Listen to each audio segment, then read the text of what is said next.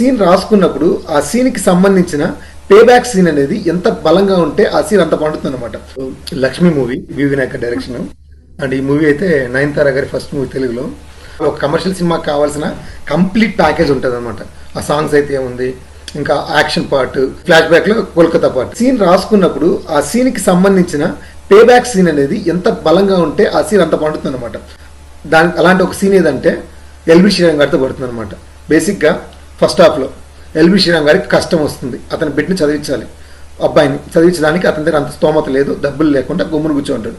So అప్పుడు వెంకటేష్ గారు చార్మింగ్తో pass అవుతా ఉంటే ఆయన అప్సెట్గా ఉండేది చూస్తాడనమాట. సో బేసిక్గా ఈయన ఓనరు, అతని ఎంప్లాయ్. ఇక్కడ రెండు విషయాలు ఉన్నాయి. ఒకటి, ఆయన ఓనరే కదా, ఎంప్లాయ్కి ఈజీగా హెల్ప్ చేసేయచ్చు కదా, అతనే ఇచ్చేయచ్చు కదా మొత్తం డబ్బు. సో ఇట్లా కలెక్ట్ చేసిన అవసరం లేదని మనకు కనిపించవచ్చు. బట్ దీని ఒరిజినల్ రీజన్ అనేది మన సెకండ్ హాఫ్లో తెలుస్తుంది. ఎందుకంటే ఈవెన్ దో వెంకటేష్ గారు దాన్ని ఓన్ చేసుకున్నా కానీ ఆయన ఏదైతే జీతంగా పనిచేస్తున్నాడో ఆ జీతం డబ్బులు మాత్రమే తీసుకొని ఖర్చు పెట్టుకున్నారు తప్పితే దాని నుంచి 1 రూపాయి ఆయన తీసుకోవట్లేదు.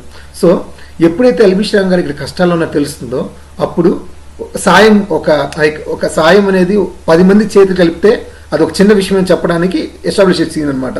సో అలాంటప్పుడు ఏం చేస్తారంటే, నీకు ఇలాంటి కష్టం ఒకటి ఉంది కదా, సో అందరిని పిలిపించి ఇలాగ మన శివయ్య కష్టంలో ఉన్నాడు, మీరు అందరూ కలిసి హెల్ప్ చేస్తే అయిపోతుందని చెప్పేసి హెల్ప్ చేస్తారనమాట. సేమ్ జోలే పట్టుకుని డబ్బులంతా వేసి ఆయన చేతికి ఇచ్చి జార తీసుకుంటారు. సో ఇక్కడికి ఈ సీన్ అయిపోయింది. అంటే ఈ సీన్ ఒక్క సీనే ఉనింటే ఇది ఒక గోత్రు సీనే. సో ఎప్పుడైతే సెకండ్ హాఫ్లో ఇది రివీల్ అయిన తర్వాత వెంకటేష్ గారు ఒక ప్యూన్గా ఆయనకు ఒక సిచ్యువేషన్ వస్తుంది.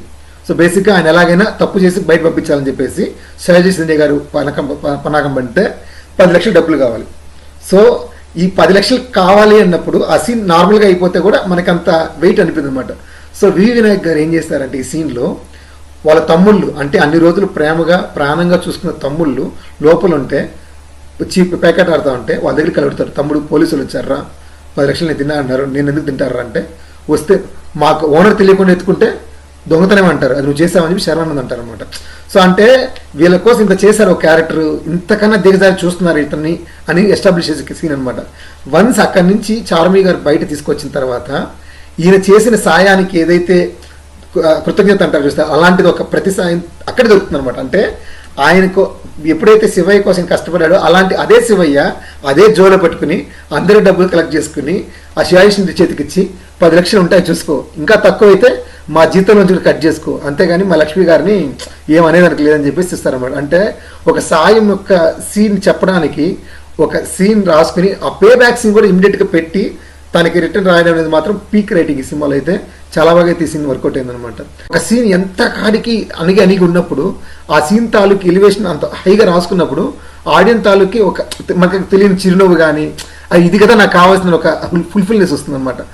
వెంకటేష్ గారు వాళ్ళ చెల్లి అడాప్టెడ్, కానీ అక్కడ ఆల్రెడీ ఉన్న ఫ్యామిలీ సెటిల్ చేసి వాళ్ళు బాగా డబ్బులు ఉన్న వాళ్ళు. అతను ఈవెందో వాళ్ళతో కలిసి ఉన్నా కానీ అంటే మనందరికి ఎస్టాబ్లిష్ అయ్యేది వాళ్ళలో ఒకరికైనా ఎస్టాబ్లిష్ అవుతాడు. బట్ స్టిల్ ఎప్పుడైతే నిజమనేది ఓపెన్ అవుతుందో అప్పుడు అర్థమవుతుంది వీళ్ళిద్దరు అడాప్టెడ్ కాబట్టి. అందుకే ఆయన చూపించే డిఫరెన్స్ ఏదైతే ఉందో, అంటే అతనికి 2 చెల్లెలు ఉంటే ఒక చెల్లికి ఏం చేయడానికైనా సిద్ధపడతాడు, ఇంకో చెల్లికి మాత్రం నాకు శక్తి లేదు ఇంతే అని చెప్తాడు. సో దాని తాలూకు డిఫరెన్స్ అయితే ఉంటుంది అనమాట. ఇంటి నుంచి వెలివేయబడ్డా కూడా తన ఫ్యామిలీ తను కాపాడుకోవాలి. సో అందుకోసం ఏం చేస్తాడంటే ఈవెన్తో అన్ని అవమానాలు భరించినా కూడా మళ్ళీ అక్కడికే వస్తాడనమాట. సో ఇంత అవమానం భరించిన ఒక క్యారెక్టర్ అంటే మనకి ఒక ఆడియన్స్ తాలూకు ఎలా అయిపోతుందంటే, అరే ఇలాంటి ఒక క్యారెక్టర్ ఇంత భరిస్తుందా, ఇంత అనగారిపోయిందా అని అనిపిస్తుంది అనమాట.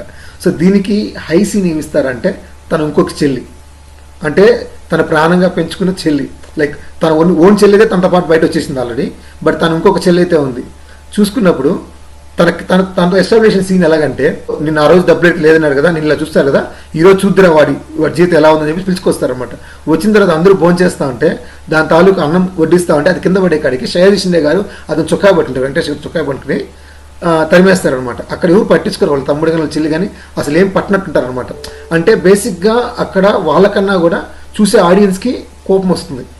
అరే మీ అన్నరా ఇన్ని రోజులు ఇంత చూసుకున్నాడు కదరా, అతను ఇట్లా అంటే మీరు ఏం అనట్లేదు ఏంది. బయట వచ్చిన తర్వాత తన చెల్లి అంటది, ఊరికే వదిలేశారు ఇలా కాదు అతన్ని నలుగురిలో పెట్టి అడగాలని చెప్పేసి మొత్తం మిషన్లు ఆఫ్ చేయండి అందరిని రమ్మని చెప్పి రమ్మంటుంది అనమాట. వచ్చిన తర్వాత అక్కడ వెళ్ళి చొప్పు తీసుకుని చూపిస్తుంది. సో బేసిక్గా అప్పటికంతా ఆడియన్స్కి క్వశ్చన్ మార్క్ ఏం చేయబోతుంది అనేసి. ఆ చొప్పు దెబ్బ తన మామయ్యని కొడుతుంది. ఏందమ్మా ఎలా చేస్తావంటే ఒక డైలాగ్ అంటది, నువ్వు కానీ ఇదే పని కానీ నేను 4 గోడల మధ్య చేస్తే దాని కూడా తుచ్చుకుపోయే కుక్కను నువ్వు, బట్ ఇలా కాదు, నీకు ఇలాగా బుద్ధి చెప్పాలి అని చెప్పి వాళ్ళ అన్న గొప్పతనం చెప్తుంది అనమాట. Like one of the satisfying scene for audience అనమాట. ఎప్పుడు కానీ ఒక సీన్ ఎంత కాడికి అణిగి ఉన్నప్పుడు ఆ సీన్ తాలూకి ఎలివేషన్ అంత హైగా రాసుకున్నప్పుడు ఆడియన్ తాలూకి ఒక మనకు తెలియని చిరునవ్వు కానీ ఇది కదా నాకు కావాల్సిన ఒక ఫుల్ఫిల్నెస్ వస్తుంది అనమాట. అంతవరకు నెగిటివ్ ఉన్న క్యారెక్టర్, తన చెల్లి క్యారెక్టర్ ఒక్కసారిగా పాజిటివ్ అయిపోతుంది అనమాట. అండ్ తన కోసం, వాళ్ళ అన్న కోసం నాకు ఇవేం వద్దు, నాకు నువ్వు ఉంటే చాలు అని చెప్పేసి వాళ్ళ అన్నని కలుస్తుంది అనమాట. సో దీనికి బీజం పడింది వచ్చి వాళ్ళ అమ్మతో టాపిక్ అనమాట. వాళ్ళ అమ్మ దగ్గర ఇక్కడ రావడానికి ఒక మాట అంటుంది అనమాట.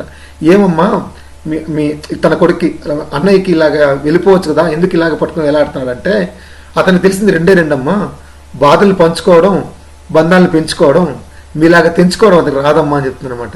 ఈ ఒక పంచుకోవడం, పెంచుకోవడం, తెంచుకోవడం అనే ఒక 3 లైన్లతో ఆ ప్రాసెస్తో అతని క్యారెక్టర్ ఎలివేట్ చేసి వీళ్ళ క్యారెక్టర్ ఏదో వీళ్ళు బుద్ధి చూపిస్తారనమాట.